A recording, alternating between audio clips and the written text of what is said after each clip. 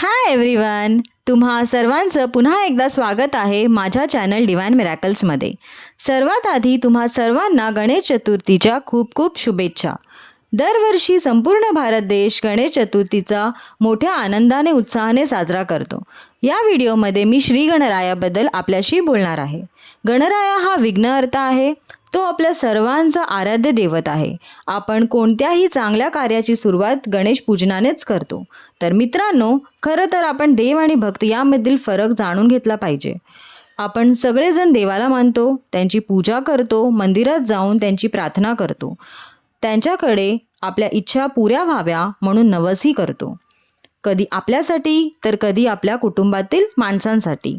देव आपल्या भक्तांची काळजी घेतो, आपल्याला समजतो, तो सर्व संकटातून त्यांना मुक्त करतो.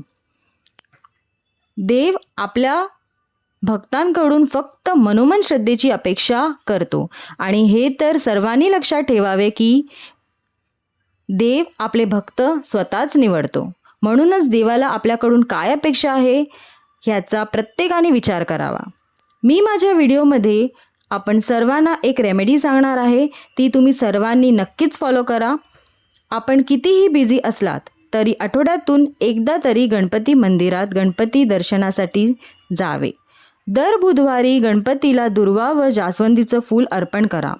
दानपेटीत पैसे टाकण्यापेक्षा त्या पैशांनी बुंदीचा लाडवाचा प्रसाद गणरायाला दाखवून तो प्रसाद गरिबांना वाटा.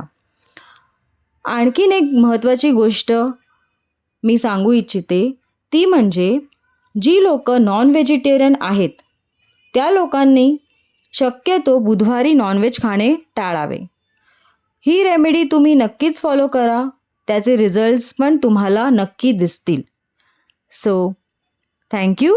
आजसाठी बस एवढंच. भेटूया पुढच्या व्हिडिओत. तोपर्यंत स्वतःची काळजी घ्या, पॉझिटिव्ह राहा आणि नेहमी आनंदित राहा. ओम श्री गणेश.